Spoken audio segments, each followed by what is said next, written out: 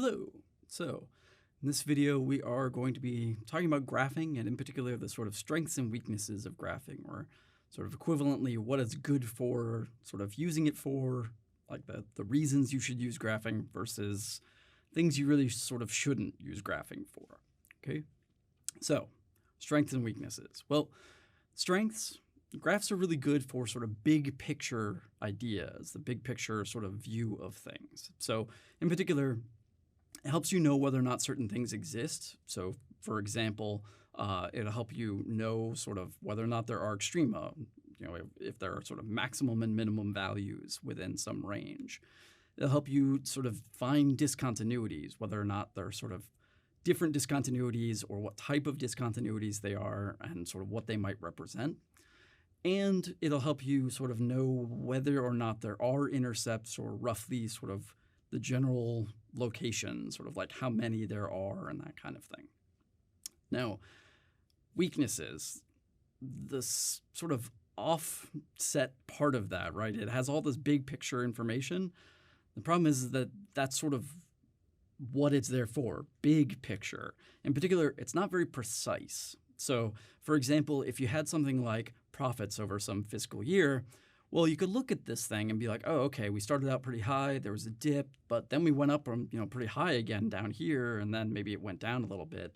And you might say like, oh, cool, we had some sort of local maximum, some sort of height of the year somewhere. Where was that? I want to go look what we were doing so we could do more of that. Well, I know it's there, but I don't actually know where exactly it is, right? It's somewhere in a range roughly in that part of the map, but like I don't know if that is, month 11, month 10, month 10.68 if you need to be that specific, like depending on how your company works. Could be all kinds of different numbers. And graphing's not really going to get you there, right? So for precision, we really need analytic tools. We need sort of algebra and these kinds of things, not graphing tools, okay? So it's helpful, right? It helps with the big picture piece. It tells you there are extrema. It tells you that you were doing well, right? Those profits at that spot, sort of in that area, that general area, somewhere between months 9 and 12 or something like this, right? But it won't actually help you find the specific place, right? It just tells you sort of roughly where these things are or whether or not they exist, right? That's the idea, okay?